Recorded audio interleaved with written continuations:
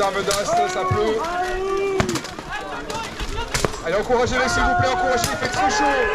Il fait très chaud, c'est particulièrement difficile aujourd'hui pour petit KPO de ce temps-là. Ça demande beaucoup de mental, il fait chaud, il n'y a pas d'air, la terre se lève, le sous soulève. Belle performance technique, quel dommage. Oui, je vous expliquais, hein, vraiment le poids du casque et des spalières fait que très facilement on perd l'équilibre. Hein. En armure, le poids est très lourd, hein. Un casque ça va peser jusqu'à 8-9 kg. Hein. C'est énorme. Quand on voit la puissance des coups, il faut au moins ça pour être protégé.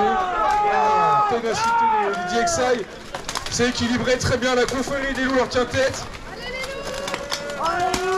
Les DXI ont certainement un niveau un peu plus élevé que la confrérie des loups, mais ça résiste et ils leur font du mal. Allez, belle technique côté confrérie, on essaie de s'arracher les bras de la lisse, ça tape. On est bien écrasé là-bas côté gauche, chef confrérie des loups. 3 contre 1, 3 contre 1. Dans un angle. Allez, on se déplace mobile. Excusez la hésiter hein, par moment, mais il faut vraiment récupérer. Hein. Et c'est terminé. C'est terminé. Bravo. Belle victoire de la confrérie des loups.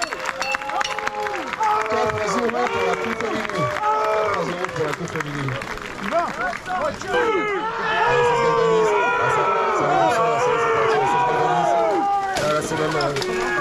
Le punisseur est en action, le punisseur est en action à l'arme d'Ast des loups.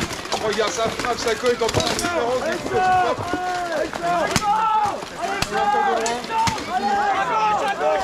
Ils la veulent cette victoire, la confrérie des loups, ils la veulent. Les DXI, ils sont censés avoir un niveau un peu plus élevé. Hein.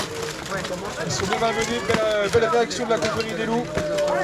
On va gagner Christopher Bart qui va se faire acculer là-bas, une très bonne armure. Là on voit non, là ils sont développés avec l'arme d'Ast. Il y a un gant à terre, un loup qui sort les faux d'armure. Là on a dans l'angle un combattant avec un casque très particulier, avec une grille pas forcément très efficace. Par contre une armure plus tardive, plus cohérente, puisque toutes les pièces d'armure sont de la même époque. Beaucoup plus rutilante, bien que marquée de coups, extrêmement protectrice. Malgré le combattant, il résiste très bien aux fortes attaques qu'il est utilisé. C'est le secret, hein, de toujours un bon armure aussi. C'est la différence. Un combattant contient 2 mains, n'en tape plus qu'un seul. On a 2 DXI sur Jordi. Jordi 2, il n'y a pas de problème. Il en prend 3, il meurt de 3. Jordi, il tient, il résiste, il sera 2. Avec lui, 3 contre 2 pour DXI, le deuxième round semble changer de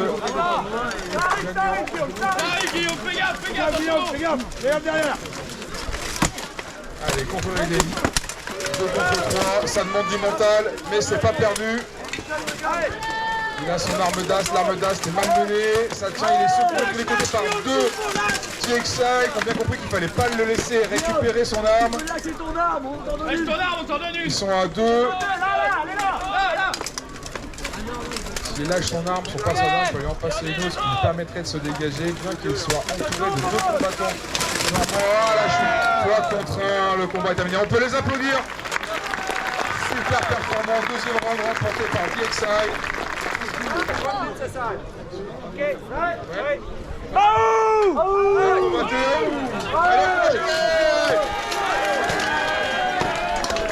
Bien joué Bastien. Allez, top, Freddy. Allez, top. Je vous rappelle, pour ceux qui sont intéressés pour pratiquer le BO ou pour ne serait-ce qu'à participer à l'entraînement, en allant sur la page officielle de la Fédération française de BO, vous avez toutes les informations pour vous mettre en contact avec l'équipe de votre région. Je suis ravi de vous accueillir et de répondre à vos questions.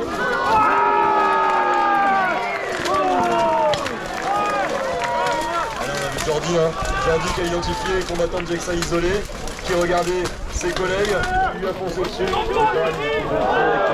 Une bonne exploitation d'un moment d'observation, d'un moment un petit peu de faiblesse, d'inattention du combattant de DXI pour le mettre à terre. Donc c'est très bien joué de sa part. Et oui, malgré son gabarit, un peu de barrique qui tient, qui tanque, il est capable quand même de charger comme ça. derrière les fagots et de foutre au sol un bonhomme. Et ça, c'est très très bien. On l'a dit, Jordi est un adversaire très dangereux. Il ne faut jamais lui tourner le dos. Surtout sans armure, dit-il, il le connaît, il a pratiqué depuis longtemps l'animal. On sépare un petit peu. Là-bas, voilà, ça essaie de jongler. Les deux se s'appuient par l'autre. Il y en a un qui travaille au pied, un autre qui travaille dans les jambes, mais les deux vont tomber. Et c'est un autre. Pour l'instant, on est 3 contre 3, donc c'est très disputé. Là, c'est vraiment troisième round. Très disputé. Les deux équipes sont quasiment au même niveau. C'est très intéressant comme match.